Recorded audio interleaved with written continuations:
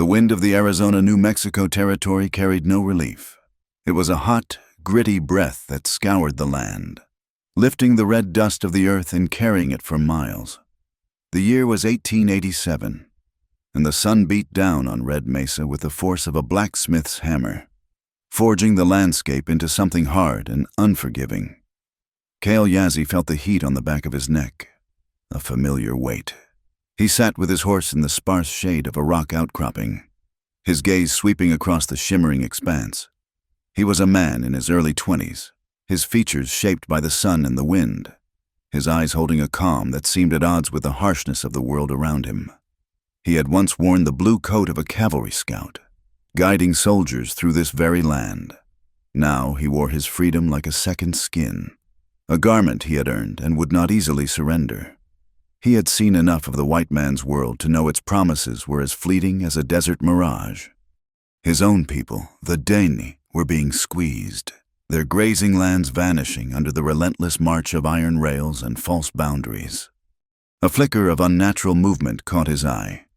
Down in the shallow valley, where the dust devil danced, the weekly mail coach kicked up a plume of its own.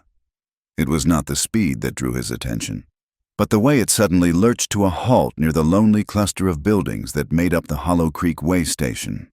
It was followed by riders, 4 of them, their movements too aggressive for a simple greeting. They fanned out, their rifles glinting in the merciless sunlight. Cale's hand rested on the stock of his own rifle. Not out of aggression, but from a lifetime of instinct.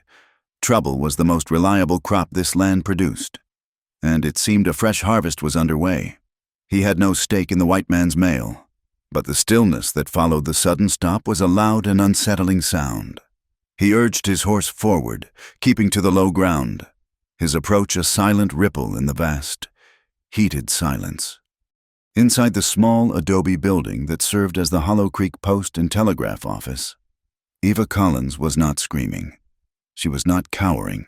Her heart hammered against her ribs, a frantic drumbeat against the sudden quiet. But her hands were steady. She held a Colt Peacemaker, its weight a cold and solid comfort. Through the grimy window, she saw them, the Red Rock regulators, their faces obscured by bandanas, their intent as clear as the blue, empty sky. They were Silas Crowley's men. She knew it without seeing his face. They were not here for the mail sacks or the strongbox. They were here for what she carried, the legacy of her father. A thick leather-bound journal and a roll of meticulously drawn maps.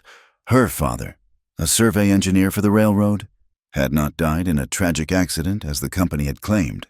He had been silenced.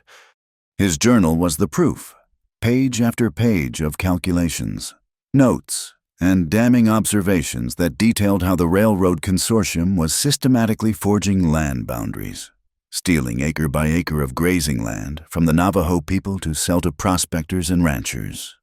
She heard their boots crunch on the dry earth outside. There was no time. The strongbox was a decoy, filled with old ledgers. Her father's work, the real treasure, was in her satchel. With frantic precision, she moved to the back room. A loose floorboard, a trick her father had shown her years ago for hiding valuables, was her only hope. She pried it open, her breath catching in her throat. She shoved the heavy journal and the rolled maps into the dark space beneath. As her fingers brushed the dry, dusty wood to close it, a single page, loosened from the binding, fluttered to the floor. It was a survey sheet, covered in her father's neat script, the official seal of the Territorial Survey Office embossed at the bottom. Before she could retrieve it, the front door splintered inward. A hulking man filled the doorway, a sneer twisting his lips beneath his mustache. He saw the gun in her hand and laughed, a dry, rasping sound. Behind him, 2 others fanned out, their eyes scanning the small room. Silas Crowley's voice, cold and devoid of emotion, came from the doorway. He told them to find the engineer's papers. He knew she had them. Eva raised the pistol, her voice trembling but clear. She told them to get out. This was a federal post office. It was a hollow threat, and they all knew it. The law was a day's hard ride away, and justice in these parts was measured by the speed of a man's draw. The man in front of her took a step forward, his own pistol raising. Ava did not hesitate. She fired. The sound was deafening in the enclosed space, the smell of gunpowder sharp and acrid. Her shot went wide, burying itself in the adobe wall, but it made them pause. It was the only victory she could hope for, a moment of defiance. From his vantage point, Cale saw the puff of smoke from the station window. A woman's gun. That was unexpected. He saw the men outside flinch, their casual menace tightening into something more focused. He watched as one of them, a man with a cruel face, raised his rifle, taking careful aim not at the door, but at the window. It was not a warning shot. It was an execution. Ava saw the glint of the rifle barrel. The dark eye of the muzzle pointed directly at her. She tried to move, to duck, but her body felt slow, encased in molasses. In that split second, she thought of her father, of the promise she had made to his memory. Then came the searing, white-hot pain in her shoulder. It was a punch from a giant's fist, spinning her around and throwing her to the floor. The world dissolved into a kaleidoscope of splintered light and shadow. Her last conscious thought was of the single sheet of paper lying on the floor, the truth her father had died for, now just inches from her outstretched hand. The rifle shot galvanized Cale into action. He was no hero, no protector of male coaches, but there was a line. A woman, armed or not. Shot down in cold blood, that was a line. He raised his Winchester, the stock fitting into his shoulder like an extension of his own body. He did not aim for the man who had fired. He aimed for the water barrel beside the door. The shot was perfect. The barrel exploded, sending a shower of splintered wood and precious water across the porch. The men yelled in surprise, spinning towards the source of the shot. Cale was already moving, using the confusion as a shield. His second shot kicked up a cloud of dust at the feet of another regulator, sending him scrambling for cover. He was a ghost in the rocks, a phantom marksman. He did not need to kill them, only to convince them that this fight was not worth the price. Silas Crowley was a businessman, not a soldier. He cursed, his eyes scanning the rocks for the unseen shooter. He had come for the maps, not a prolonged gunfight with some hidden enemy. The woman was down. The papers could wait. He barked an order, and the Red Rock regulators scrambled for their horses. They fired a few wild shots toward the rocks before kicking their mounts into a gallop, disappearing in a cloud of the same red dust that coated everything in this God-forsaken land. Silence descended once more, heavier this time, thick with the scent of gunpowder and spilled blood. Cale waited, his rifle ready, until the sound of hoofbeats faded completely. He moved from his cover, his steps silent and sure, his eyes scanning every shadow. He entered the splintered doorway of the post office, his gaze taking in the scene of chaos, the overturned table, the shattered lamp, and the woman on the floor. Ava Collins was alive. Her breathing was shallow, and a dark stain was spreading across the fabric of her dress at the shoulder. Her eyes fluttered open as Cale knelt beside her. Fear flickered in them, the deep-seated distrust of a white woman for a Navajo man, a fear taught from the cradle. But there was something else, too, a flicker of the same defiance he had seen in the puff of smoke from her gun. Cale said nothing. Words were useless things now. He worked quickly, his movements economical and practiced.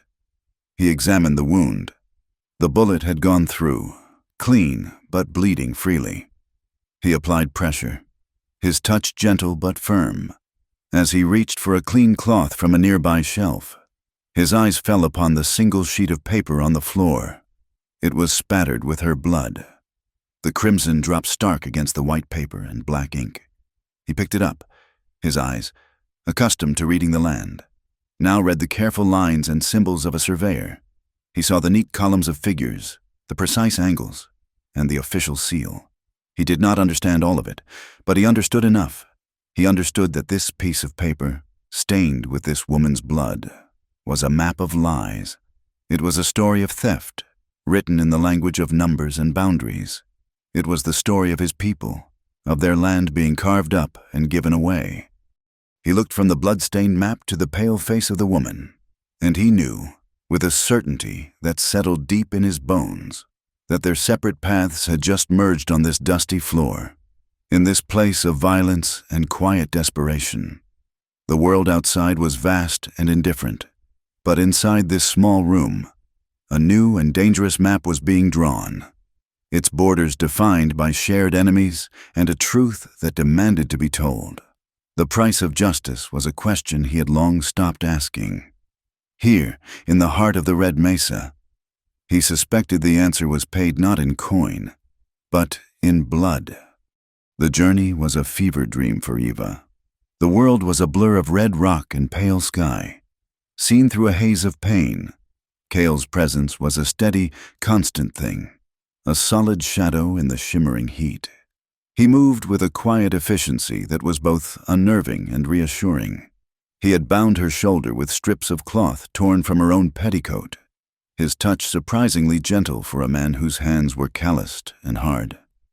He gave her sips of water from his canteen, lifting her head with a careful hand. She drifted in and out of consciousness, the rhythmic sway of the horse a painful lullaby. In her moments of clarity, she was acutely aware of her vulnerability, a lone white woman in the hands of a Navajo man, the very people her father's stolen maps had wronged. Yet, it was this man who had saved her, who had driven off Crowley's regulators with a cool and deadly precision. The contradiction was a puzzle her pain-addled mind could not solve. They did not ride toward Hollow Creek. Cale guided them away from the tracks of men and into the heart of the land itself, following paths that were invisible to her eyes.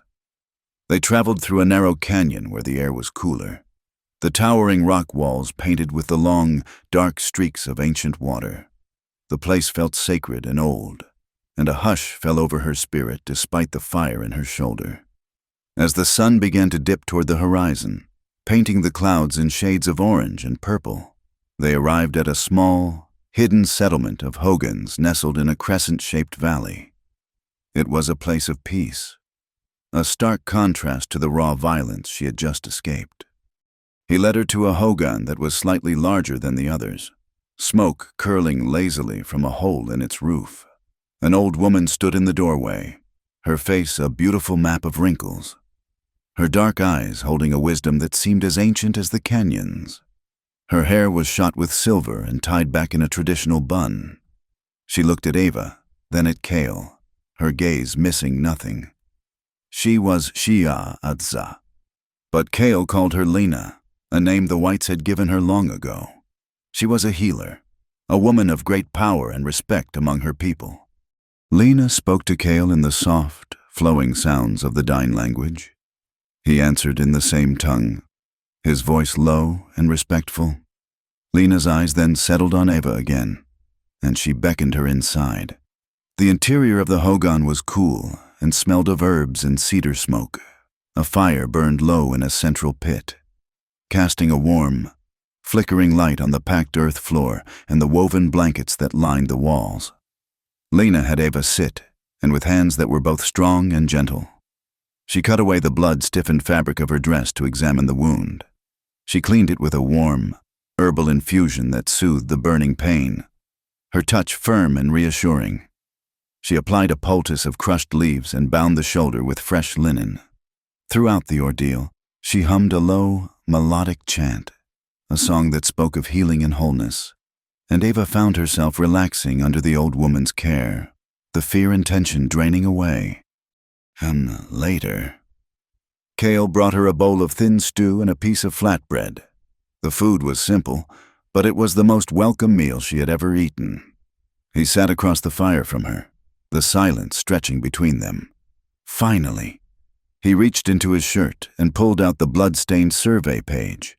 He laid it on the blanket between them. The official seal, the neat script, the spatter of her own blood. It was the beginning and the end of everything. She found her voice, though it was raspy and weak. She told him there was more, a journal and a full set of maps. They were hidden, she explained, under the floorboards of the way station, Cale listened without expression, his dark eyes fixed on her face. He asked her what was in them. She hesitated for only a moment. This man had saved her life. He deserved the truth. She told him about her father, about his work for the railroad, and about his growing conviction that the company was systematically stealing land, using forged documents to create new boundaries that pushed the Navajo off their traditional grazing pastures. She told him her father had died in an accident, but that she never believed it.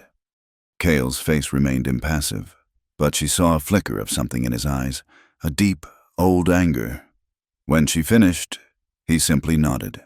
He told her they would retrieve the rest of it when she was strong enough to ride. 2 days later, under the cover of darkness, they rode back to the Hollow Creek way station. Cale moved like a shadow, his senses alert to any sign of danger. The station was empty, a ghost of a place under the cold light of the moon. Ava's hands trembled as she pried open the loose floorboard. The journal and the maps were still there. She clutched them to her chest, the worn leather of the journal a tangible link to her father. They returned to the hogan without incident, but the weight of the secrets in her satchel felt heavier than ever. The next days were spent in quiet study, while her shoulder healed under Lena's care. Ava and Cale sat by the fire, poring over her father's legacy. The journal was dense with technical jargon, pages filled with calculations of elevation, longitude, and latitude. But woven between the numbers were her father's personal observations, his growing horror at the scale of the fraud he was uncovering. He described meetings with railroad executives, their veiled threats, their casual dismissal of the rights of the people who had lived on this land for centuries. Cale was the key that unlocked the journal's deepest secrets. Ava would read a passage describing a certain landmark, a river bend or a distinctive rock formation, and Cale would know the place. He would tell her its dying name and explain how his people used that land for grazing their sheep, for gathering herbs, for ceremonies. As they matched the journal entries to the corresponding maps, the picture became devastatingly clear. The railroad's proposed route, documented on a set of official-looking maps, was a lie. The true boundaries, the ones her father had secretly documented on his own set of maps, showed the railroad's claim extending deep into the heart of Dine territory. They found the entry her father had made about the final survey document, the one that required the signature of the territorial judge in Prescott. He had noted with suspicion that the document was taken from him by a railroad man to be delivered to the judge personally, and returned days later with a signature he swore did not look right. A forgery, the final, damning piece of evidence. As Ava grew stronger, Lena would often sit with them, listening quietly. One afternoon, as Ava's frustration mounted at the injustice of it all, Lena took her hand. The old woman began to weave a thin bracelet from strands of yucca fiber, her fingers moving with a practiced grace. She told Ava that in her culture, a knot was not just for tying things together, it was for remembering. A knot could hold a story, a promise, a prayer. As she finished the bracelet and tied it around Ava's wrist, she told her that some things must be held on to, some things must be connected, and some things must be remembered. The simple bracelet felt like a bond, a tangible link between her world and the world of these quiet, dignified people. Their quiet seclusion was shattered a week after the shooting. A cloud of dust on the horizon announced the arrival of the riders. Cale was instantly alert, his hand going to his rifle. It was not Crowley's men, it was the law. Sheriff Harlan, his silver star a tarnished spot on his portly frame, rode into the settlement with Deputy Alma Ruiz at his side. The deputy was a young woman, her face serious, her dark eyes missing nothing. Her presence was a surprise. Women did not often wear badges in this part of the country. Sheriff Harlan was a man who preferred the path of least resistance. He dismounted, avoiding Cale's gaze, and addressed Ava directly. He said there had been a complaint from Mr. Crowley of the railroad, a robbery at the way station. He said Mr. Crowley was concerned about some company property, some survey documents that had gone missing. He was here to retrieve them. His voice was blustery, but his eyes were shifty. He was a puppet, and Ava could see the strings. Cale stepped forward, placing himself between the sheriff and Ava. He did not raise his voice. He did not need to. His presence was enough. He told the sheriff that the woman was under his protection. He said the papers the sheriff was looking for were evidence of a crime, and they would not be handed over. Harlan's face reddened. He puffed out his chest and spoke of federal authority and Navajo interference. It was all noise. Cale stood his ground, silent and unmovable as a mesa. The standoff was a battle of wills, and the sheriff's was crumbling. It was Deputy Ruiz who broke the tension. She spoke for the first time, her voice quiet but firm. She suggested to the sheriff that perhaps they should get a statement from Miss Collins about the attack first.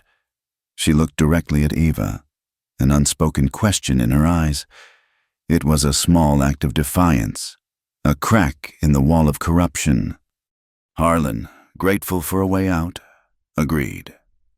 Ava gave her statement, carefully omitting the location of the journal and maps. The sheriff made a few notes, warned Cale about obstructing justice, and then hastily retreated, leaving Deputy Ruiz to finish. The deputy's questions were sharp and intelligent. As she was leaving, she paused and looked at Eva. She told her that the circuit judge, Judge Whitaker, was due to hold court in the town of Silver Creek in 10 days. Judge Whitaker, she added, was a man who did not like the railroad. It was not advice. It was a piece of information, delivered with a flicker of understanding in her eyes. It was a lifeline. That night, unable to sleep, Ava lit a lamp and opened her father's journal one more time. She turned to the last few pages, the entries written in the days leading up to his so-called accident. Her eyes scanned the familiar script, the words she had read a dozen times, but this time she saw it. A short, simple entry she had previously overlooked, thinking it unimportant. It read, "Mailed official complaint and copies of field notes to the Territorial Survey Office in Prescott. Whatever comes of it, the truth is on record." The breath caught in her throat. He had not just documented the fraud, he had reported it. He had sent evidence to the authorities, a direct challenge to the power of the railroad. And then, days later, he was dead. It was not an accident. It was an execution. Her father had been murdered. The grief she had carried for months, a heavy, suffocating blanket, was suddenly burned away by a cold, clarifying rage. This was no longer just about protecting his memory or preserving his work. It was about justice, a real and final justice for his death. She looked down at the yucca bracelet on her wrist. Hold, connect, remember. Now she understood. She had to hold on to the truth. She had to connect her father's murder to the stolen land. And she had to make sure that the world remembered his name, not as a victim of a tragic accident, but as a man who died for the truth. The next morning, she would tell Cale. Their destination was no longer a vague hope. It had a name and a date. Silver Creek. 10 days. The air before dawn was cold and thin, carrying the scent of dust and distant rain. Alma Ruiz met them at the edge of the valley, a silhouette against the first pale light of morning. She had come alone, leading 2 strong-looking horses harnessed to a light buckboard wagon. Her face was set with a quiet determination that mirrored Eva's own. She had made her choice. She told them that Sheriff Harlan had received a telegraph from the railroad's regional office, a direct order to find and detain Cale Yazzie for questioning in the matter of the way station robbery. It was a flimsy pretext, but it gave Crowley the legal cover he needed to hunt them down. There was no longer any middle ground. Alma was a lawwoman, and the law was being broken not by the fugitives in front of her, but by the men who wore badges and the powerful figures who pulled their strings. Her duty was not to a corrupt sheriff, but to the justice he had abandoned. They traveled fast, the buckboard wheels kicking up a steady trail of dust. Cale drove, his hands light but firm on the reins. his eyes constantly scanning the horizon. Ava sat beside him, her father's journal and maps wrapped in oilcloth and tucked securely in a leather satchel at her feet. Alma sat in the back, a rifle across her lap, her gaze sweeping the country behind them. They spoke little, the tension a palpable thing that hung in the dry air. Their route was a dangerous one, a shortcut through a winding network of arid canyons known to the locals as Devil's Gulch. It was treacherous terrain, but it was the only way to reach Silver Creek in time without using the main roads where Crowley's men would surely be waiting. The sun was high in the sky when they entered the mouth of the canyon. The temperature dropped immediately, the air still and close between the towering walls of red rock. The sound of their wagon wheels echoed unnaturally in the enclosed space. It was a place that felt watchful, and Ava's skin prickled with a sense of unease. Cale's jaw was tight, his knuckles white on the reins. He knew this place, knew its dangers. It offered cover, but it also offered countless opportunities for an ambush. The attack came without warning. A rifle shot cracked from the rim of the canyon above, the sound sharp and vicious, echoing off the rock walls. The bullet splintered the wooden side of the buckboard, a breath away from Eva's head. She cried out, her hands flying to her face. Cale did not flinch. He snapped the reins, urging the horses into a gallop. The buckboard lurched forward, bouncing violently over the rocky ground. More shots followed, kicking up dust around them, whining off the canyon walls. 4 riders appeared behind them, pouring down a steep side canyon, their horses sure-footed and fast. It was Crowley's men. They were not trying to kill them. Not yet. They were trying to lame a horse, to stop the wagon. Then they could take their time. The chase was a desperate, chaotic race through the winding canyon. Cale was a master of the terrain. He seemed to know every turn, every rock, every dip in the ground. He drove the horses with a calm, focused intensity, his voice a low, steady murmur that seemed to soothe the panicked animals. He used the echoes to his advantage, making it difficult for their pursuers to pinpoint their exact location. Eva huddled low in her seat, her heart pounding in her chest. The world was a blur of motion and sound, the roar of the wagon wheels, the crack of rifles, the shouts of the men behind them.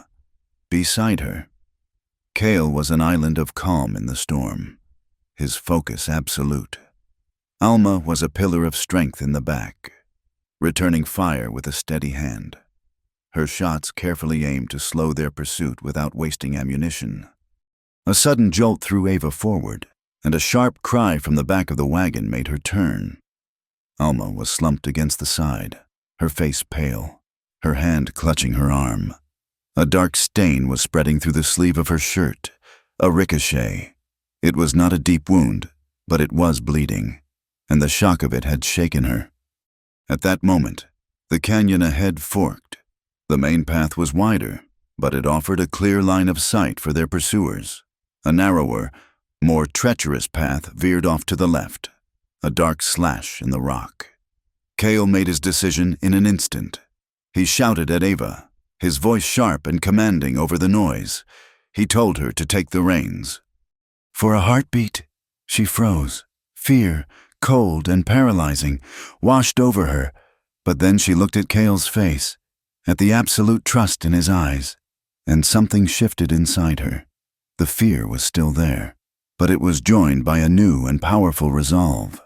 She grabbed the leather straps, her knuckles scraping against his. Cale released his grip and, in one fluid motion, swung himself out of the driver's seat and into the back of the lurching wagon. He grabbed his rifle and told Alma to keep her head down. He was going to give their pursuers something else to shoot at. Eva was alone in the driver's seat, the lives of her companions in her hands. The horses were running wild, their eyes wide with terror. She pulled back on the reins, her voice a raw, desperate shout, trying to mimic the calm, steady tone Cale had used. She guided them toward the narrow fork, her arms aching with the strain of controlling the powerful animals. The wagon wheels screamed in protest as they scraped against the canyon wall, but she held them to the path. For the first time since her father's death, she was not just a victim of circumstance. She was a fighter. Cale, perched precariously in the back of the bouncing wagon, laid down a volley of covering fire that forced Crowley's men to pull back. He was not aiming to kill. He was aiming to distract, to make them cautious. The rain that had been threatening all day chose that moment to arrive. It was not a gentle shower, but a sudden, violent downpour. The drops thick and heavy. The red dust turned to slick mud in an instant. The narrow canyon floor became a treacherous river of mud. The rain was both a blessing and a curse. It obscured their pursuers' vision, but it made controlling the wagon nearly impossible. Ava fought the reins, her muscles screaming in protest, as the buckboard slid and skidded on the slick ground. Ahead, she could hear a new sound, a low rumble that grew steadily louder. It was the sound of a flash flood, the rain collecting in the high country and roaring down the narrow canyon. Cale yelled at her to go faster. He pointed ahead to where a rickety wooden bridge spanned a deep, narrow gorge. It was their only way across. The rumbling grew to a deafening roar. Eva could see the water now, a brown, churning wall of debris and mud, eating up the canyon floor behind them. She snapped the reins, screaming at the horses, urging them on. They reached the bridge just as the first wave of the flood hit the wooden pilings. The structure shuddered, groaning in protest. The horses hesitated, their hooves slipping on the wet planks. Ava urged them on, her voice a desperate prayer. They clattered across the bridge, the buckboard wheels just clearing the far side when a tremendous crack echoed through the canyon. The bridge, torn from its moorings by the force of the water, disintegrated, its timbers swallowed by the raging flood. They were safe. They had made it. Their pursuers were trapped on the other side, shaking their fists in impotent rage. Eva brought the trembling horses to a halt and slumped over the reins, her body shaking with adrenaline and exhaustion. Cale jumped down and came to her side, his hand resting for a moment on her shoulder. He did not say anything, but his eyes held a newfound respect. They found a shallow cave to shelter from the rain, a place to rest and tend to Alma's wound. The rain stopped as suddenly as it had begun, leaving the air clean and cool. The world seemed washed new. As Cale cleaned and bandaged Alma's arm, Ava went to the wagon to check on her satchel. The oilcloth had kept its contents dry. She took out her father's journal, holding it to her chest. It was then that she noticed it, tucked into an inner pocket of the satchel, something she had packed in her haste and forgotten completely. It was a thick envelope of heavy linen paper, sealed with a blob of red wax bearing her father's signet ring. On the front, in his familiar, neat script, were the words, "For Judge Isaac Whitaker, to be opened by his hand alone." Her breath caught in her throat. It was not just a complaint he had mailed. It was a personal letter, a direct appeal to the one man who might have the power and the integrity to listen. This was not just evidence. It was a testimony. It was her father's voice, reaching out from beyond the grave. The collapsed bridge behind them was more than just a lucky escape. It was a symbol. There was no going back. The only path was forward, to Silver Creek, to Judge Whitaker, to the justice her father had died for. And she held the key, a sealed letter that could either save them all or be the death warrant he had inadvertently signed for them. The limping gait of the buckboard was a painful testament to their ordeal in Devil's Gulch. One of the wheels was splintered, threatening to give way with every jarring turn. Alma's arm, though cleanly bandaged by Cale, needed proper medical attention to ward off infection. And they were low on supplies. The irony was a bitter pill. Hollow Creek, the place they had fled, was the only place they could now go. It was a calculated risk, a journey into the serpent's den, but necessity left them no other choice. They approached the town not as victors who had escaped a trap, but as weary travelers forced back to the beginning of the maze, as they guided the failing wagon down the single dusty street.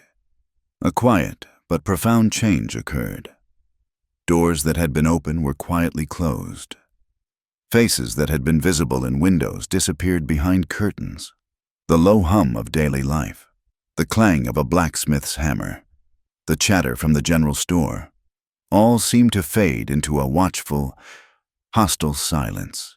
It was a silence directed not at Ava or the wounded deputy, but at the Navajo man who sat at the reins. Ava felt a hot flush of anger and shame. This was her world. These were her people, and they were shunning the man who had saved her life. Their prejudice a wall as solid and impenetrable as the canyon rock. Cale appeared not to notice.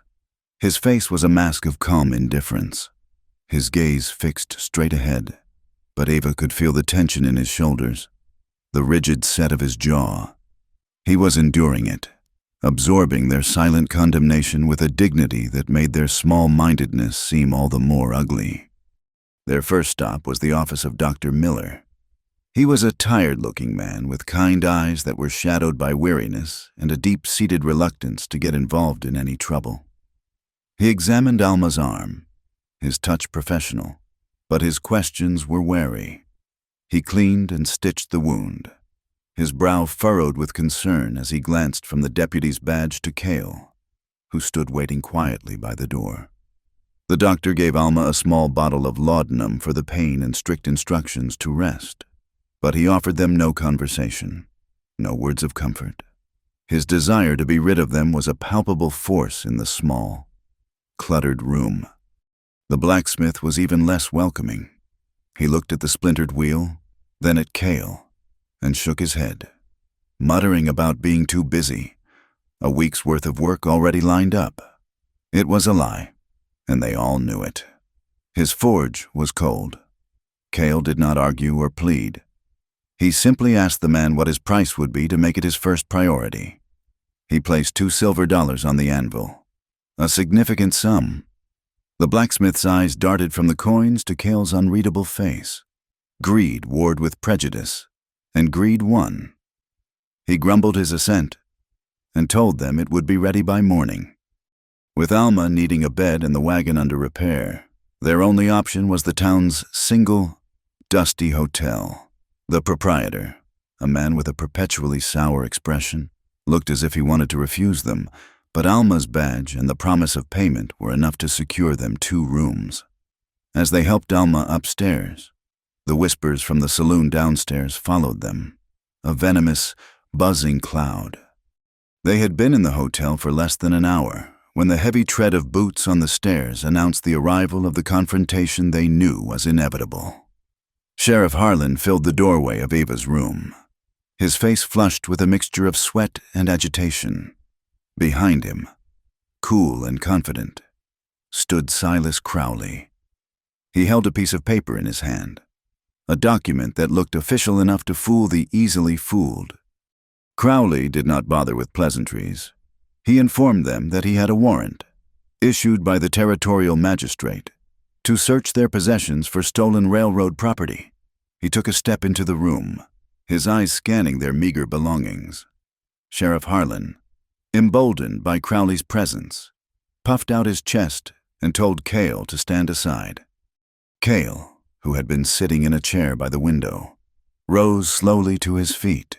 He did not reach for his gun. He did not raise his voice.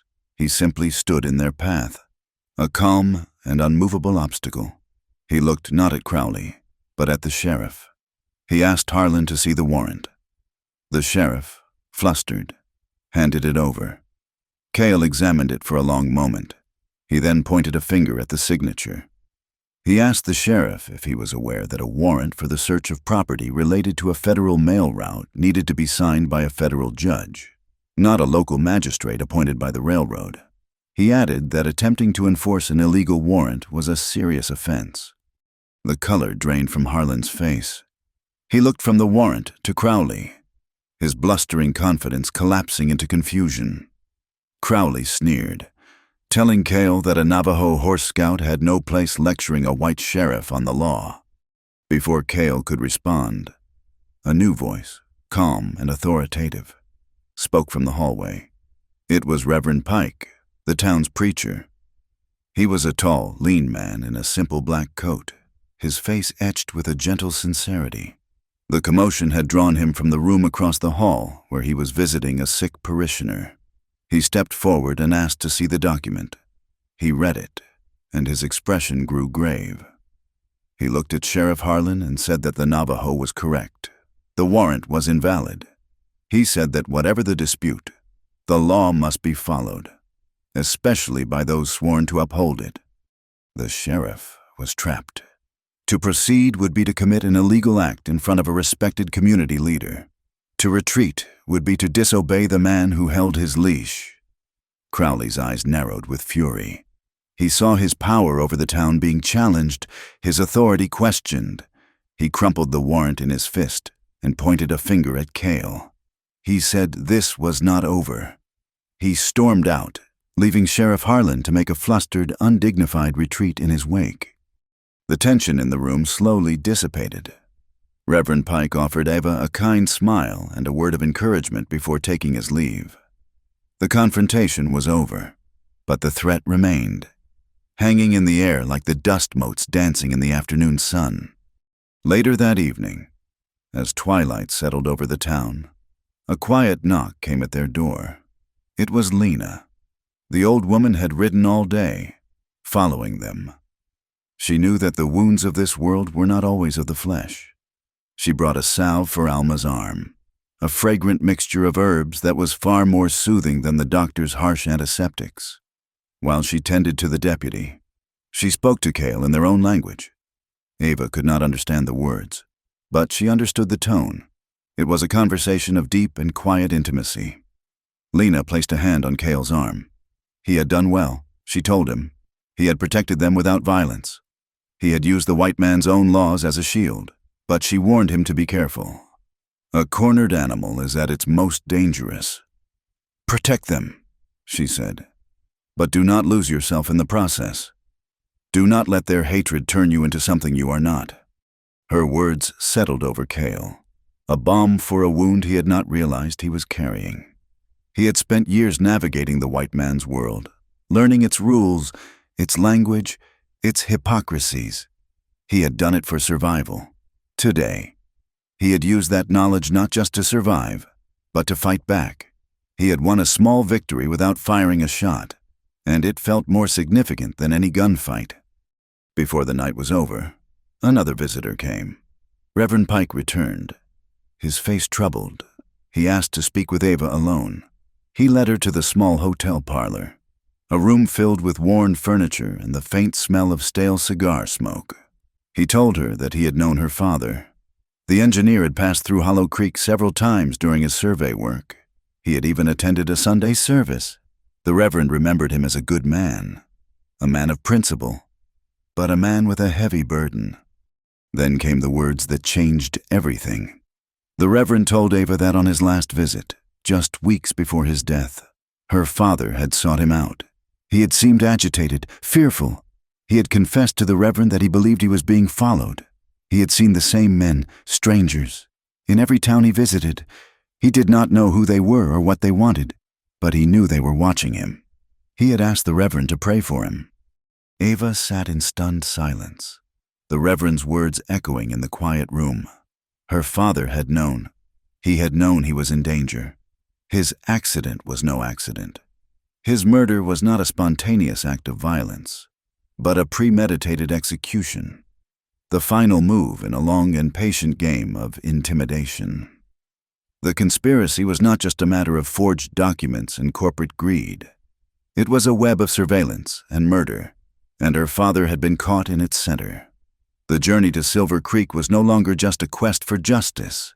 It was a race against a faceless, powerful enemy who had already killed once and would not hesitate to do so again. The weight of the sealed letter in her satchel suddenly felt immense, a fragile vessel carrying the last hope for a truth that was far darker and more dangerous than she had ever imagined. They left the suffocating prejudice of Hollow Creek behind them, pushing eastward as the afternoon sun bled into a soft, bruised purple. Cale led them off the main track and into a labyrinth of sandstone canyons. a place he knew would offer sanctuary. He found what he was looking for as the last light faded, a shallow alcove carved into the base of a towering cliff. Sheltered from the wind and hidden from any prying eyes, the ground was sandy and soft, and a natural seep at the back of the cave provided a slow, steady drip of clean water. It was a place of profound peace, a quiet haven in a world that had offered them none. While Ava helped Alma settle comfortably on a bed of blankets, Cale gathered firewood. He returned not with the usual dry mesquite, but with gnarled, brittle branches of salt cedar, their bark encrusted with a pale, greenish powder. When he set the wood ablaze, the fire did not burn with the familiar yellows and oranges of a typical campfire. Instead, the flames danced in ethereal shades of blue and green, a ghostly light that cast long, shifting shadows against the ancient rock. Ava watched, mesmerized. Cale explained in a low voice that the soil here was rich in copper salts, drawn up into the wood of the cedar, and when it burned, it painted the flames with the colors of the earth. The fire was a beautiful, strange thing, a secret whispered between the land and the sky. They ate in a comfortable silence. The only sounds the soft crackle of the turquoise fire and the distant call of a night bird. Alma, weary but resolute, soon drifted into a healing sleep, the laudanum and Lena's salve finally easing her pain. Ava and Cale sat on opposite sides of the fire, the cool desert air a welcome relief after the heat of the day. Above them, the canyon walls framed a perfect strip of the night sky. The stars were emerging, thousands of them, then millions, a brilliant, shimmering river of light against a canvas of absolute black. It was a sky so vast and so clear, it seemed you could fall upward into it forever. Ava found herself thinking of cities, of gas lamps and lighted windows that dimmed the heavens, and she felt a pang of loss for a beauty she had never truly appreciated until now. She remarked on it, her voice quiet in the vast stillness. She said she had never seen so many stars. Cale's gaze was fixed on the celestial display. He told her that his people had names for all of them, stories for every constellation. They were a map, he said, a guide not just for travel, but for living. He was quiet for a long time, and Ava thought the conversation had ended. But then he spoke again, his voice softer than she had ever heard it. He told her that his grandmother used to say the stars were the campfires of the ancestors. Watching over them, she had watched these same stars, he said, when she was a girl, during the long walk. He did not say it with any sense of drama. The words were simple, stated as a fact, a piece of his family's history. He did not recount the horrors, the starvation, the death. He did not need to. The weight of it was there in the quiet way he spoke, in the deep well of sadness in his eyes. He spoke of the unshakable will to survive, the desperate, clawing need to return to this land, this specific earth, these particular canyons and mesas that were not just a place to live, but a part of their very being. The trauma was a ghost that walked alongside his people, a shadow that stretched across generations. It was in their caution, their distrust of promises, their profound and unbreakable bond with the ground beneath their feet. It was why he could not stand by and watch another piece of it be stolen with a pen and a lie. It was not just about grazing rights. It was about existence. His quiet confession opened a space for her own. She looked into the strange, blue-green flames and found herself speaking of a different kind of cage. She told him about her father, about how he had raised her to be inquisitive, to ask questions, to have a mind of her own. But the world outside their small home was different. It wanted women to be decorative, to be agreeable, to be quiet. She confessed her deepest fear, a fear that had taken root long before her father's death. She was afraid of attachment, of loving someone, because she had seen how society could swallow a woman whole, how it could take her voice and her opinions and smooth them away until nothing was left but a silent, smiling echo of a man's desires. Now, she said, her voice trembling slightly, now she had a reason to shout, to fight, to be heard, and she was terrified that even if they won, even if they exposed the truth, the world would find a way to silence her again. Kale listened, his dark eyes never leaving her face. He did not offer easy reassurances. He did not tell her that her fears were unfounded. He simply listened, giving her the rare gift of his complete and undivided attention. He understood what it was to have your identity threatened, to have the world try to force you into a shape that did not fit your soul. When she finished, the silence that returned was different. It was not empty. It was filled with a new and delicate understanding. Kale looked up at the sky again, at the bright star that hung low on the western horizon. He spoke her name, then followed it with a series of soft, melodic sounds in his own language. So, Nahastzan Yazi. She looked at him, a question in her eyes. He explained, his voice barely a whisper. It was the name for that star. It meant Little Mother Earth Star. It was a name of respect, a name that connected her to the sky and to the land. It was his way of telling her that he saw her, not as a helpless woman, not as a white person, but as a person of strength and spirit, a fixed point of light in the darkness. It was a private name, a secret shared between the two of them under the vast, silent watch of the heavens. Ava felt a warmth spread through her chest, a feeling so profound and so new that it brought tears to her eyes. In that moment, a quiet rustle came from the bed of blankets. It was Alma. She had not been asleep. She was sitting up, her face pale in the firelight, her eyes wide. She held Eva's father's journal open in her lap. Her voice was a hoarse whisper. She said she had found something. She had been going through the journal again, not at the technical data, but at the names of the men her father had mentioned in his daily entries, the railroad men he had dealt with.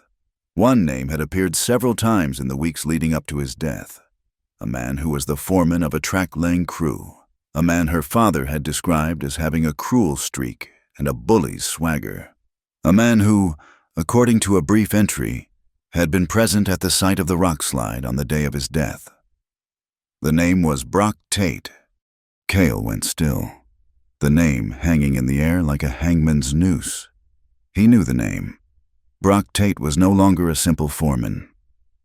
He was Silas Crowley's right-hand man, the leader of the Red Rock Regulators.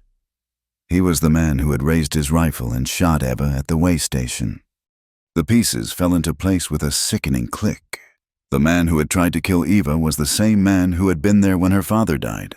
The men who were hunting them now were led by her father's murderer. The lyrical, peaceful quiet of the canyon was shattered. The stars above, which moments before had seemed like a promise of hope and connection, now looked cold and distant. Their mission had sharpened to a razor's edge. The trial in Silver Creek was no longer just about exposing a corporate conspiracy. It was about facing a killer. Their journey was not just to a courthouse, but to a final, deadly reckoning. The revelation about Brock Tate settled over their small camp like a shroud, chilling the air more than the descending night, the turquoise fire, which had seemed so magical just moments before, now cast a spectral, unsettling light on their faces.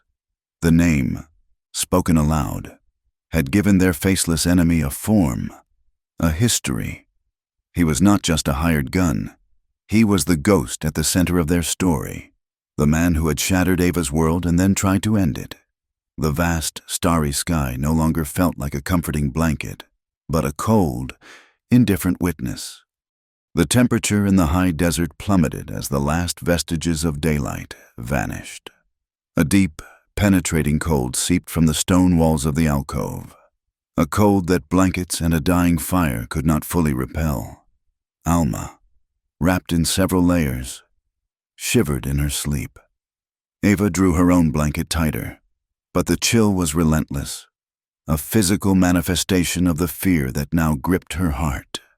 She saw Kale watching her, his expression unreadable in the flickering blue light. He rose and retrieved a heavy canvas tarp from the wagon, the one they used to cover their supplies. Without a word, he rigged it against a section of the rock wall, creating a small, enclosed lean-to, a tent of last resort against the biting cold. He gestured for her to move inside. It was a space barely large enough for two people, a pocket of relative warmth in the vast, freezing night. She hesitated for only a second. The alternative was a night of shivering misery, and the shared space, born of necessity, felt less threatening than the icy darkness. She crawled inside, and he followed, pulling a blanket in after him. He did not lie down beside her immediately, but sat near the opening, his back to her, a silent guardian keeping watch over the night. The heat from his body was a tangible presence in the small space.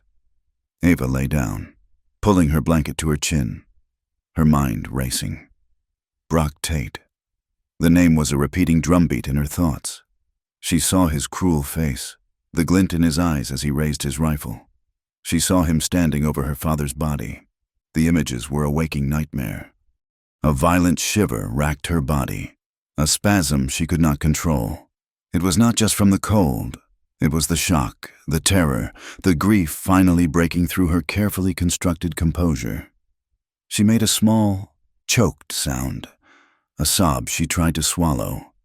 Cale turned. In the close confines, she could see the concern in his eyes. He moved closer, the space shrinking until their shoulders were nearly touching. The impulse to comfort was a universal language, and he acted upon it, his movements slow and deliberate. He reached out, his hand moving to pull the blanket more securely around her. It was a simple, protective gesture, but as his fingers brushed against her wounded shoulder, a jolt of pain, sharp and electric, shot through her. "Don't touch me there," she gasped, the words a raw, involuntary reflex.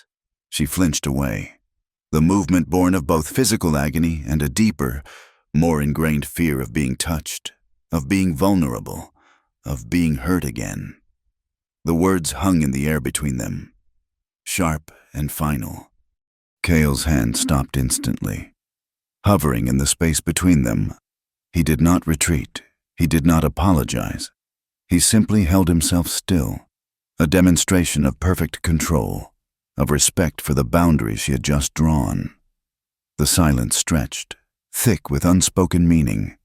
In the faint, ethereal glow filtering through the canvas, she saw the understanding on his face. He knew her cry was not just about the bullet wound. He saw the deeper wound beneath it. He leaned forward, not to touch her body, but to close the small remaining distance between their faces. He pressed his forehead gently against hers. The contact was startling in its intimacy, a connection of thought and spirit rather than of flesh.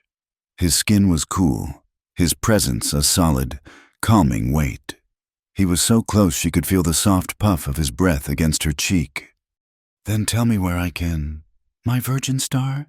he whispered, the name a soft, reverent murmur in the darkness. His words were not a demand.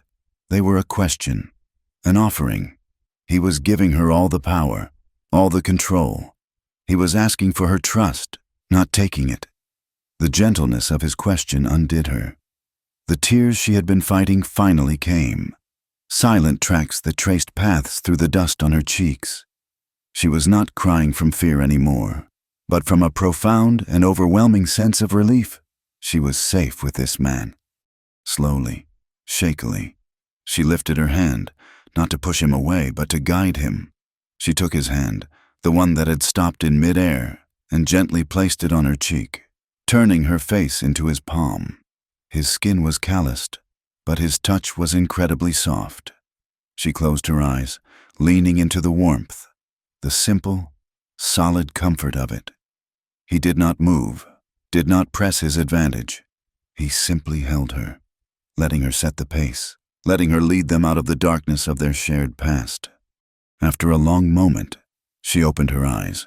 He was watching her, his own gaze full of a deep, quiet emotion that mirrored her own.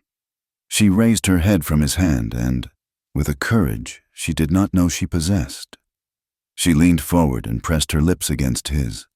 The kiss was not one of passion, but of discovery.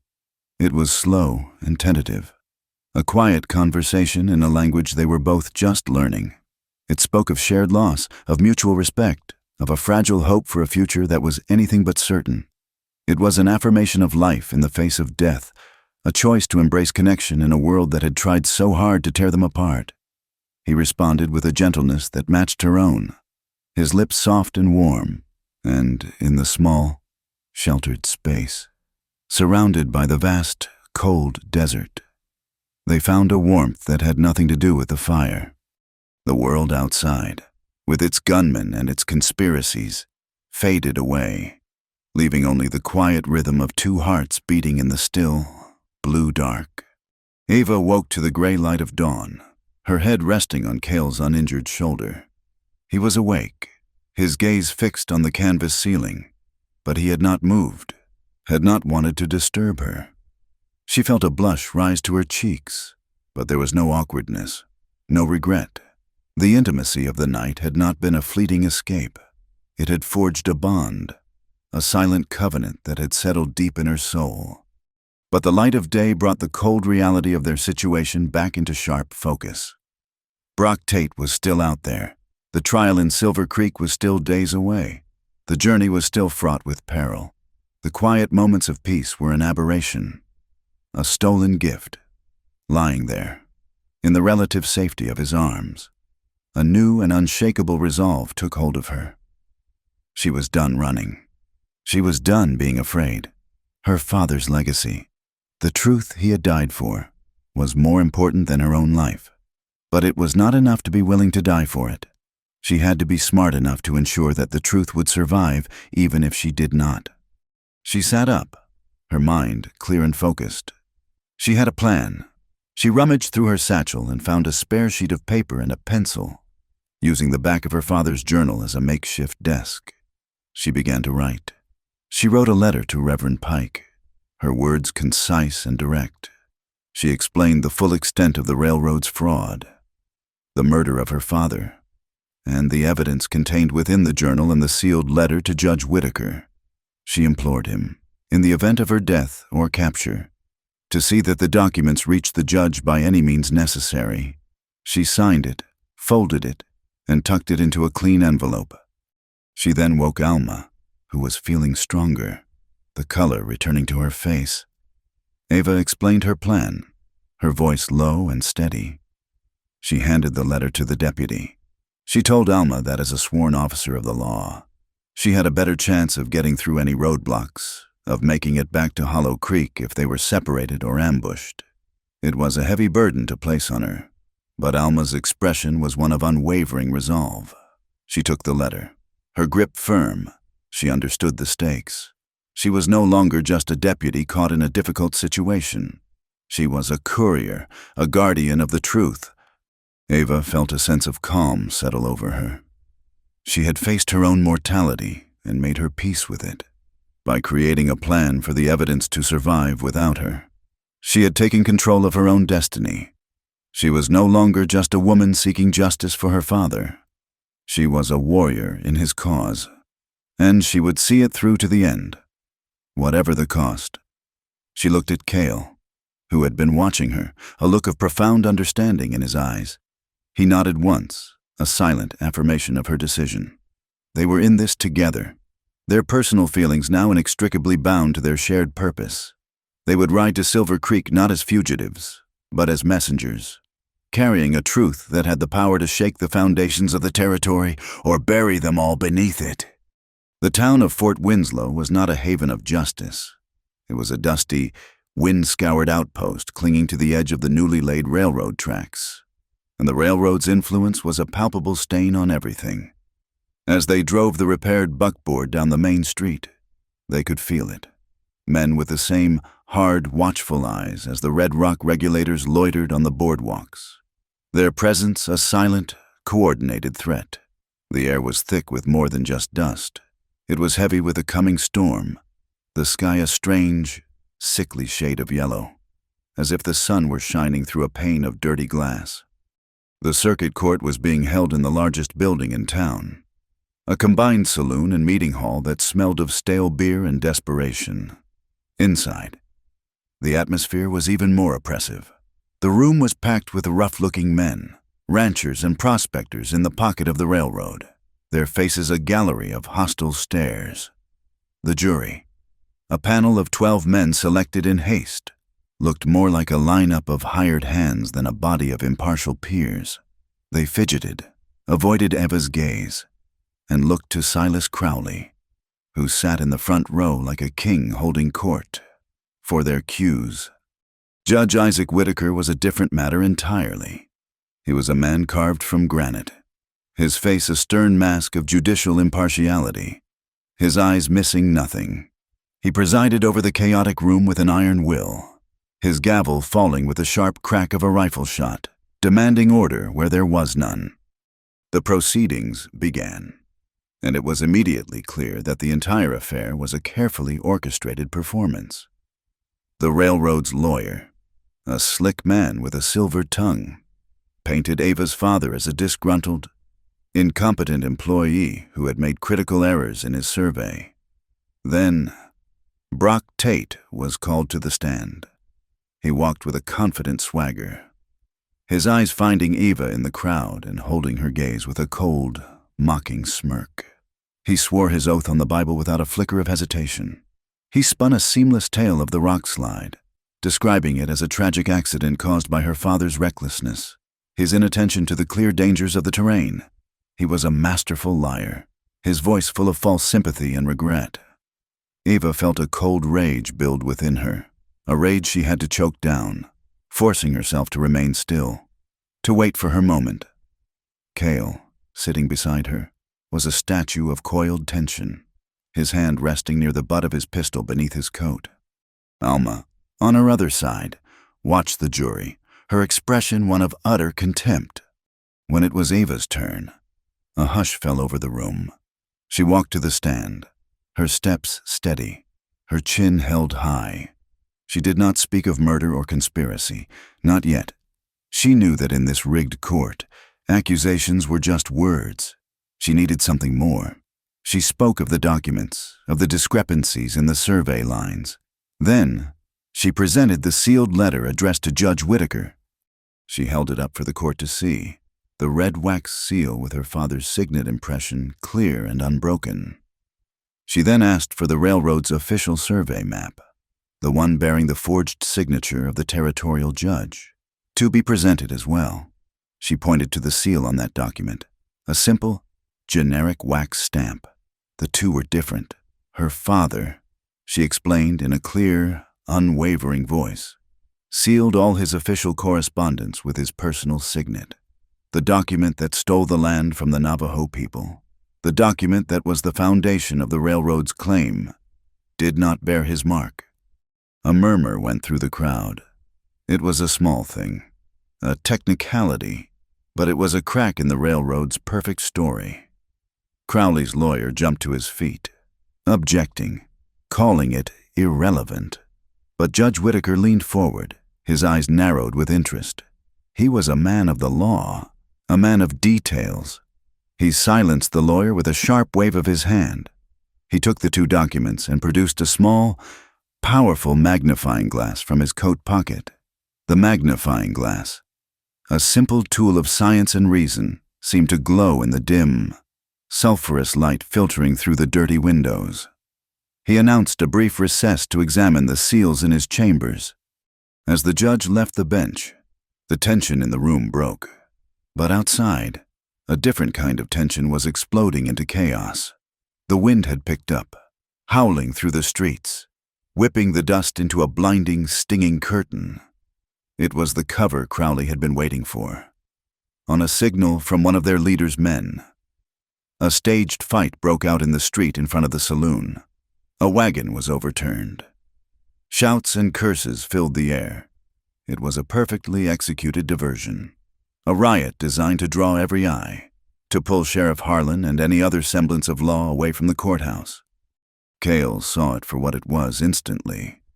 His eyes met Alma's, and she gave a short, sharp nod. This was not a random brawl. It was a tactic. While the town was distracted by the chaos at the front, a second group of Crowley's men began to move toward the rear of the courthouse, their intent clear. They were going to storm the building and take the evidence by force. Inside, The courtroom was a hotbed of speculation. Crowley and Tate stood in a corner, their heads together, their expressions confident.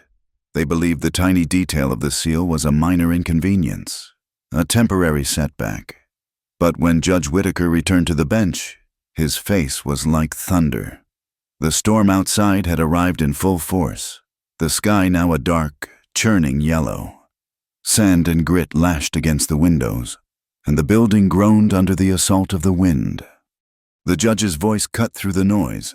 He announced that under magnification, it was clear that the seal on the railroad survey was not only different, but it appeared to have been deliberately distressed, its edges blurred in an amateur attempt to obscure its origin. Furthermore, the signature of the territorial judge, when compared to known examples of his handwriting, was a clear and obvious forgery. The courtroom exploded. Crowley's face went white with fury. Tate's hand went instinctively to his gun. Judge Whitaker slammed his gavel, his voice booming over the chaos and the storm. He declared that he was impounding all the documents, Ava's and the railroads, as evidence in a new investigation into criminal fraud and forgery. He placed the journal, the maps, and the letters into a heavy leather satchel and affixed his own judicial seal, a large, intricate stamp of wax that he pressed with grim finality. The evidence was now the property of the court. For the moment, it was safe. The hearing was adjourned. It was a victory. A stunning, unbelievable victory won not with bullets, but with a magnifying glass and the integrity of a single man. But as they pushed their way out of the chaotic courtroom and into the howling, sand-filled street, the sense of triumph was short-lived. The riot was still raging, a chaotic swirl of bodies and noise. Cale's hand never left his weapon, his eyes scanning the crowd, picking out the hard faces of Crowley's men. As they fought their way toward the relative safety of the hotel, buffeted by the wind and the angry mob, Alma grabbed Ava's arm. Her face was grim, her eyes sharp and focused despite the chaos. She had seen it. During the confusion as the court was adjourning, she had seen two of Tate's most trusted men slip away from the main riot. They had not gone toward the front of the courthouse. They had circled around the back, toward the alley that led to the judge's chambers. And she had seen another man, one she recognized from Hollow Creek, take up a position across from their hotel, trying to look inconspicuous as he watched the entrance. The realization hit them all with the force of the wind. The riot was not the main attack. It was a diversion for a diversion. Crowley had lost in the courtroom, so he would now turn to the only law he truly respected, the law of violence. The impounded evidence was locked away, but they were not. The judge's seal could protect a stack of paper, but it could not protect them. The ambush was not a possibility. It was a certainty. They had won the battle, but the war for their lives was scheduled to begin that very night. The hotel room was a cage, and the howling wind outside was the sound of the approaching predator. They could not stay. To wait for the ambush was to surrender to it. Cale made the decision with a quiet finality that left no room for argument. They would go out into the storm, into the very chaos that Crowley intended to use as his cover. They would meet the devil in his own church. Alma, her face pale but her eyes burning with resolve, agreed. Her duty now was to protect the witness, not to hide behind a locked door waiting for the inevitable. Ava, her heart a frantic drum against her ribs, nodded her assent. The fear was a cold knot in her stomach, but the memory of Cale's trust in the canyon, the weight of her father's sealed letter, was a stronger force. They slipped out the back of the hotel, melting into a world that had been reduced to a screaming, yellow-gray blur. The sandstorm was a physical assault, a million tiny needles against their skin. The wind tore at their clothes and stole the breath from their lungs. Visibility was less than 10 feet. They moved as ghosts, their only guide the pressure of Cale's hand on Ava's arm, leading them away from the town and toward the low, jagged silhouette of Bone Ridge, a place of bare rock and twisted juniper that overlooked Fort Winslow. It was a place where a man who knew the land could make a stand. They were not alone for long. Muffled shouts, carried and distorted by the wind, told them they had been followed. The fight on Bone Ridge was not a battle. It was a series of violent, disjointed encounters in the heart of a hurricane. The world was a maelstrom of sand and shadow. The only light came from the sudden, brilliant flash of a muzzle, a momentary star that was instantly swallowed by the swirling darkness. The only sound was the flat crack of a gunshot, a sound that seemed to come from everywhere and nowhere at once. Cale moved with a supernatural grace, using the storm as his ally. He was a phantom, appearing and disappearing in the blinding dust, his shots precise and deliberate. He was not trying to kill, but to disable, to disorient. He led Crowley's men on a deadly chase through the rocks, turning their superior numbers into a liability as they stumbled into each other in the chaos, unsure of who was friend and who was foe. Ava and Alma took cover in a shallow depression between two large boulders, the wind screaming over their heads. Alma, despite her wounded arm, laid down a steady, covering fire, her shots aimed at the muzzle flashes that appeared in the darkness. Ava held her own pistol, her knuckles white, her eyes straining to make sense of the swirling nightmare around her. She caught glimpses of the fight, a running shadow, a man falling, the bright orange blossom of Cale's Winchester. She felt a terrifying sense of helplessness, a pawn in a game played with the lightning and thunder. Then, through a momentary lull in the wind, she saw him, Brock Tate. He was closer than the others, separated from the main group, hunting Cale. He moved with a predator's confidence, his rifle held at the ready. He was stalking toward the last place Eva had seen Cale's muzzle flash. At that moment, his foot caught on a loose rock. He stumbled, cursing, his back turning toward her as he fought to regain his balance. The moment was a gift from hell. His back was exposed. He was less than 30 yards away. She had a clear shot. Her hand was steady, her aim true. Revenge, swift and absolute, was hers for the taking. Her father's face flashed in her mind, his kind smile, his gentle hands. Then she saw him as she had imagined him, lying broken at the bottom of a ravine, his life stolen by the man who now stood in her sights. The rage was a white-hot fire, and it screamed at her to pull the trigger. But another voice, quieter and stronger, rose through the fire. It was the voice of Cale, his calm dignity in the face of prejudice. It was the voice of Lena, her wisdom woven into a simple yucca bracelet. It was the voice of Judge Whitaker, his belief in the law, a solitary light in a corrupt world. To shoot this man in the back would be to answer one murder with another. It would be an execution, not justice. It would make her no better than him, a killer hiding in the shadows of a storm. Her father had died for the truth, not for vengeance. Her finger eased off the trigger. She lowered the pistol, her breath coming in a ragged sob. The choice was a physical weight, a drop of blood on the stone of her soul, the price of holding onto her own humanity. Her hesitation, her moment of moral clarity, almost cost them everything. As Tate recovered his balance, another figure emerged from the swirling dust, Silas Crowley. He was not a fighter. He was a tactician, and he had used the duel between Cale and Tate as his own diversion. He lunged at Ava, grabbing her, his arm a steel band around her throat, the cold muzzle of his pistol pressing against her temple. He dragged her out of the rock shelter and into the open. He screamed into the wind, his voice a raw, triumphant roar. He called for Yazzie, telling him to drop his guns or the woman would die. The fighting stopped. An eerie silence fell, broken only by the ceaseless howl of the storm. Cale materialized from the dust, his rifle held loosely at his side. He saw Eva, her face a pale oval in the gloom. Crowley's arm tight around her. He saw the cold, desperate fury in Crowley's eyes. Cale did not hesitate. He called out that he would do it. He would trade his life for hers. He slowly, deliberately, placed his Winchester on the ground. Then he unbuckled his gun belt and let it fall into the sand. He stood before them, unarmed, his hands raised in a gesture of surrender.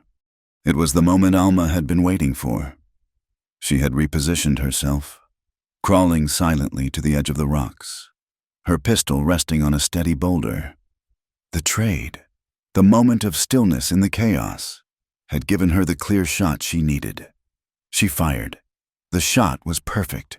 Crowley cried out, not in pain, but in surprise, as the bullet tore through his shoulder. The one holding the gun! His grip on Eva loosened, his pistol clattering to the rocks. Crowley was wounded, but not defeated. His face was a mask of pure, nihilistic rage. If he was going down, he would take them all with him, with his good arm. He reached inside his coat and pulled out a small, heavy bundle, dynamite, and a detonator. With a final, desperate lunge, he scrambled toward a precarious overhang of rock directly above them, a massive slab of sandstone held in place by a fragile pillar.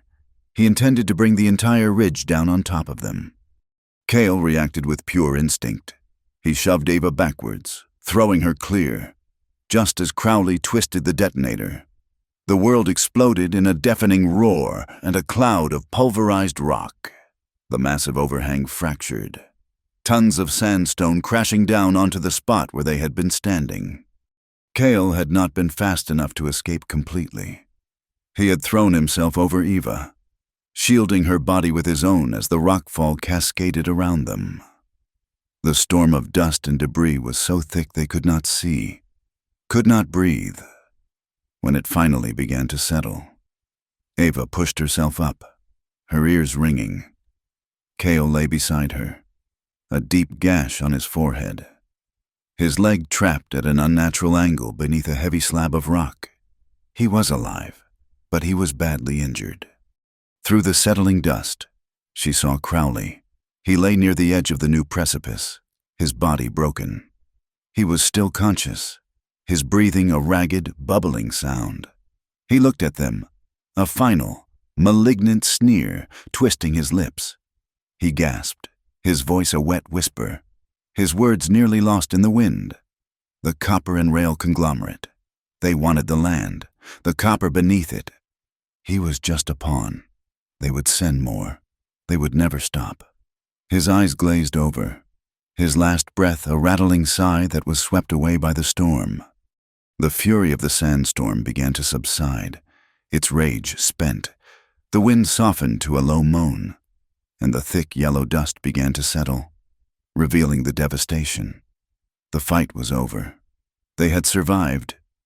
But as Eva looked at Cale, his lifeblood a dark stain on the pale rock, she knew that the price of their victory was still being counted. The man who had been a ghost in the system had finally been given a name, but it was a name that promised a larger, more dangerous war was still to come. The storm died as the sun rose. The last of the wind a mournful sigh across the shattered landscape of Bone Ridge. The dawn broke on a world washed clean and raw, the air sharp and cold. Eva's hands were raw, her nails broken from her frantic, useless efforts to shift the slab of rock that pinned Cale's leg. He was conscious, his breathing shallow, his face a stoic mask that could not completely hide the waves of pain that washed over him. Alma, her face grim, had used a piece of shattered juniper as a lever, but the rock would not budge. They were trapped, their victory on the ridge threatening to turn into a slow, agonizing defeat. Help arrived not from the town, but from the land itself. A small party of Dine riders appeared on the horizon, drawn by the unnatural silence that had followed the storm. Among them was Lena. She had felt the disturbance in the fabric of things, the violent tear in the night, and had come. She took in the scene with her ancient, all-seeing eyes, her gaze lingering on Cale's broken body. There was no panic, only a deep, sorrowful resolve. Her men worked with a quiet, coordinated efficiency, using their combined strength in a system of ropes and levers to finally free Cale. His leg was badly broken, the bone jutting at an unnatural angle. The journey back to the hidden settlement was a slow, torturous procession. Cale drifted in and out of consciousness. His only sound a low groan when the makeshift travois jostled too hard. Ava walked beside him, her hand resting on his uninjured arm, her mind a numb landscape of fear and prayer. She felt a profound and terrible sense of responsibility. He had shielded her, had taken the blow that was meant for her. The debt was one she could never repay.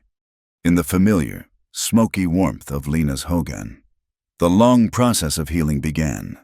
Lena worked with a wisdom that transcended the boundaries of medicine. She sent a rider to Hollow Creek, not for Dr. Miller, but for a list of supplies she had written out: carbolic acid, clean linen, and a bottle of whiskey. While they waited, she set the bone, her strong, sure hands moving with a brutal but necessary precision that made Ava's stomach clench. Cale's body arched in a silent scream, his knuckles white as he gripped the rolled blanket Ava had placed in his hand.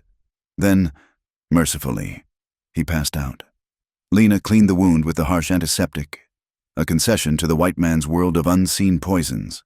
But the poultice she applied was her own, a dark, fragrant paste of crushed herbs that smelled of the earth itself. For days, she sat with him, chanting the old songs, her voice a low, melodic thread that seemed to stitch his spirit back together. While Cale fought his battle in the quiet of the hogan, the world outside was slowly, irrevocably changing. Judge Whitaker, true to his word, had returned to Fort Winslow with 2 federal marshals at his side. He issued a court order, backed by federal authority, placing the entirety of the disputed lands under temporary government control, pending a full investigation by a commission from the Department of the Interior. The railroad's operations were halted, their fences torn down. It was a stunning blow to the corporation's power, a public declaration that the rule of law, however fragile, still held sway. Alma Ruiz became the instrument of that law. With the backing of the marshals, she arrested the surviving members of the Red Rock Regulators who had been captured after the fight. Sheriff Harlan, his authority shattered, his cowardice exposed, was forced into retirement. Alma was appointed acting sheriff, her badge no longer a tarnished symbol, but a beacon of a new, more equitable order. She escorted the prisoners to the federal penitentiary herself, her departure a quiet but powerful statement that the old ways were done. News of the events on Bone Ridge, of Crowley's final confession, and of the judge's decree spread through the territory like a slow-moving fire. The reaction in the towns was a confused mixture of shock, disbelief, and a grudging respect. The story of the woman from the way station, the Navajo scout, and the honest deputy who had stood against the railroad became a local legend. There were still those who muttered into their beer about siding with Indians against progress, but their voices were quieter now, their arguments soured by the undeniable truth of the railroad's crimes. Reverend Pike, seeing the crack in the wall of prejudice, seized the opportunity to widen it. He called for a town meeting, not in the church, but in the neutral space of the meeting hall in Hollow Creek. He invited not just the ranchers and townsfolk, but a delegation of elders from the Dine, including Lena. It was an unprecedented event. For the first time, the 2 communities met not as adversaries or as the subjects of a government treaty, but as neighbors. Ava attended, sitting beside the Reverend. An old Dine man, a friend of Cale's family, stood to speak. He did not speak of treaties or laws. He spoke of the land, of the sheep, of the seasons. He described the patterns of grazing that his people had followed for generations, a sacred rhythm that sustained both them and the earth. He spoke of the hardship the new fences had caused, of the desperation of watching their flocks starve. His voice was not angry. It was filled with a deep and profound sorrow. When he finished, the hall was silent. The white ranchers, who had seen the Dine only as competitors for scarce resources, now saw them as a people, their lives and traditions as valid as their own. No resolutions were passed, no agreements were made, but a small, vital seed of understanding had been planted. After the storm of violence, a thin trickle of hope, clear and true as water from a mountain spring, had begun to flow. Cale's fever broke on the 10th day. He woke to find Ava sitting beside him, dozing in a chair. He was weak, his body a landscape of pain, but his mind was clear. He watched her for a long time, the way the firelight softened the lines of exhaustion on her face. He remembered the feel of her lips on his, the warmth of her body next to his in the cold of the storm. He had saved her life. But she, in ways he was just beginning to understand, had saved his. When she opened her eyes and saw him watching her, a slow, radiant smile spread across her face. They did not need to speak. The bond between them, forged in fear and tempered in violence, had settled into something deep and quiet and strong. In the days that followed, as his strength slowly returned, they talked. They shared stories of their childhoods, of their dreams, of the different worlds they came from. The cultural divide that had once seemed like a chasm now felt like a river they could cross, a place where their two worlds could meet and mingle. A month after the fight on Bone Ridge, a mail courier made his way to the settlement, carrying a letter for Eva. It bore the official seal of the United States Department of the Interior. Her hands trembled as she broke the seal. The letter was from the office of the Secretary himself. It informed her that, based on the evidence secured by Judge Whitaker and the subsequent testimony of the arrested regulators, a full federal investigation into the criminal activities of the copper and rail conglomerate had been launched. The company's territorial charter was suspended, and its assets were frozen. The final paragraph made her heart leap. It stated that her own testimony, as the key witness to both the fraud and the murder of a federal contractor, was considered vital to the government's case. She was formally requested to travel to the territorial capital in Santa Fe, under the protection of the United States Marshals, to provide a full deposition to the federal grand jury. She read the letter twice, the words blurring through a film of tears. It was over. The truth had won. Her father's name would be cleared, his sacrifice honored. The letter was more than a legal document. It was a vindication, a validation of every terrible choice, every desperate mile. She looked at Cale, who was now sitting up, his broken leg bound in a sturdy splint. She saw the question in his eyes. Her future, which had been a terrifying, uncertain path, now had a clear destination: Santa Fe. But for the first time, she realized that her destination and her home were no longer the same place. The letter from Santa Fe felt as heavy as a gravestone and as light as a feather. It was an ending, the final chapter of a story written in her father's blood. It was also a beginning, a summons to a world of federal courtrooms and legal battles, a world far removed from the red earth and turquoise skies of the Dane homeland. Ava sat with the letter in her lap for a long time, the paper a stark white rectangle in the soft light of Lena's hogun. Cale watched her, his own leg, now healing in a sturdy splint of juniper and rawhide, propped up before him. He did not ask what the letter said. He waited for her to find the words. She told him everything: the formal request, the promise of federal protection, the grand jury in the territorial capital. It was the justice she had fought for, the vindication she had bled for. It was everything she had wanted. And yet the thought of leaving this place, this quiet valley of healers and herders, felt like an amputation. She had come to this land a stranger, a frightened woman seeking to protect a memory. She had found something else entirely. She had found a home. She had found herself. She looked at Cale, her heart a tangled knot of duty and desire. The path forward was forking, one leading to the halls of power and the completion of her father's work, the other leading into the quiet depths of a life she was just beginning to understand, a life at his side. She did not know how to choose. Cale listened, his expression calm and patient. When she had finished, when the silence had settled between them again, he spoke. His voice was low and steady, a rock in the swirling current of her uncertainty. He told her that her father's fight was now her fight, and she had to see it through to the end. He said the world needed to hear her voice. Santa Fe was where she needed to be. His words were a release, a gift of freedom she had not expected. There was no hint of disappointment in his tone, only a profound and unwavering support for her duty. That night, they sat outside under the vast, star-filled sky that had become their cathedral. The air was cool and clean, carrying the scent of cedar and damp earth.